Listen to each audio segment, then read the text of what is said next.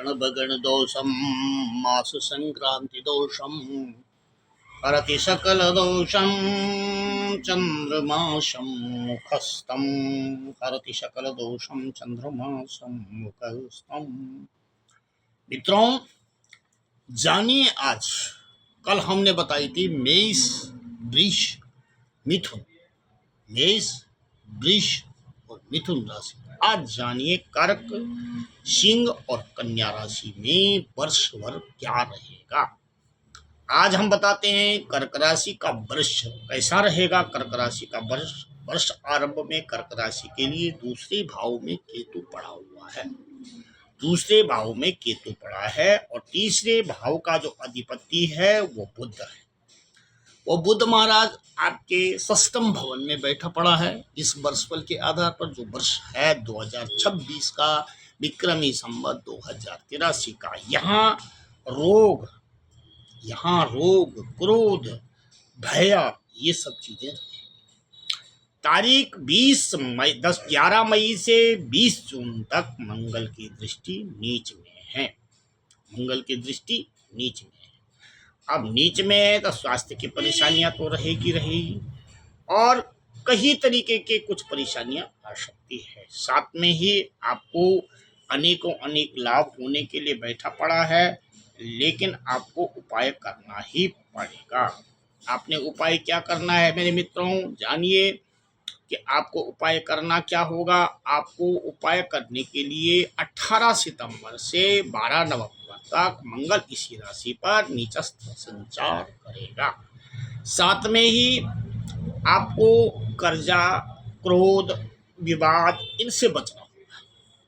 कर्जा करने के योग बन रहे हैं। उपाय है इसका, वर्षारंभ में सफलतापूर्वक गणेश चतुर्थी का व्रत करें।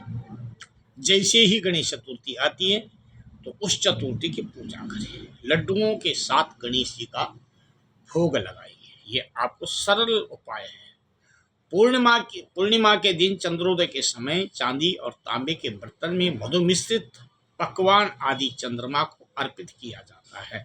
तृप्ति हेतु उसे प्रसन्न करके चंद्रमा की ही पूजा करनी है।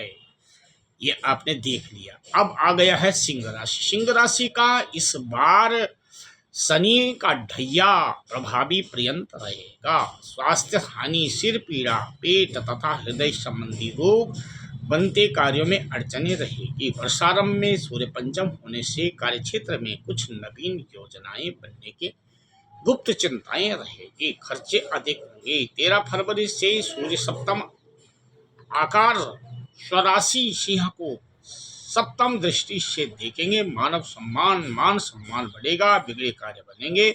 14 मार्च से पुनः बनते कार्यों के विघ्न बाधाएं होगी। 14 अप्रैल से सूर्य भगवान अस्त उच्च के होने पर शोध आदि वृद्धि, धन लाभ के अवसर बनेंगे। धन हानि से बचना बहुत जरूरी है।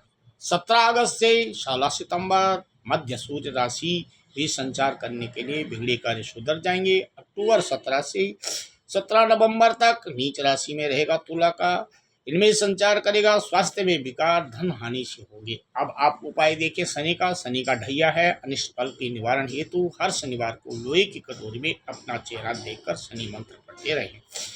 तेल चढ़ावें, साथ में नारियल तथा कुछ उड़द की चढ़ावें। प्राम प्रीम प्राम सा शनि नमः। शनि तभी प्रसन्न तिलैव मंगै गुड़ अन्नदान ही, तेलैव मंगै गुड़ अन्नदान ही, ये करना पड़ता है। शनि तभी खुश होता है। या छाया देखनी पड़ती है। तेल में तेल डालिए, उसमें छाया देखिए। लोहे की कटोरी में डालना पड़ता है बंधु, या कांसे की कटोरी में डालना पड़ता है, यही होता है। अब आइए आप कन्या राशि का वर्षफल इस साल क्या करेगा। वर्ष शनि की दृष्टि इस पर रहने से प्रभावी शरीर कष्ट के ग्रह क्लेश, आर्थिक परेशानियां की संभावनाएं रहेगी। 23 फरवरी से 11 मई तक मंगल की भी विशेष दृष्टि रहेगी, जिससे मानसिक तनाव रहेंगे, उलझन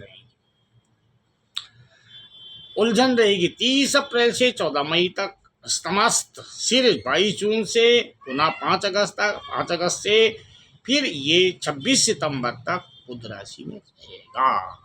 कन्या में रहने से सम्मान, वृद्धि तथा लाभ के अवसर प्राप्त होंगे। 21 दिसंबर समय अवधि का लाभ देने के लिए उपाय संपूर्ण दृष्टि से लोहे की कटोरी में तेल की छाया पात्र को ले। शनि का प्रभाव तो तेल से ही शांत होता है, या शंकर की चालीसा पढ़िए, शिव चालीसा पढ़िए, दुर्गा चालीसा पढ़िए, ये आपको करना पड़ेगा। साथ में ही आप इन चीज में शिव अष्टोत्तर नाम जैसे भी है उनको पढ़ सकते हैं। ओम ह्राम ह्रीम ह्राम स, इस प्रकार से ओम ह्रीम नमः शिवाय ये मंत्र भी है। और पंचाक्षरी मंत्र तो आप जानते हैं, वो भी आप पढ़ सकते हैं। उसको पढ़ने के लिए आपको कोई दिक्कत नहीं है। फिर आज हमने 3 राशि का बता दिया है।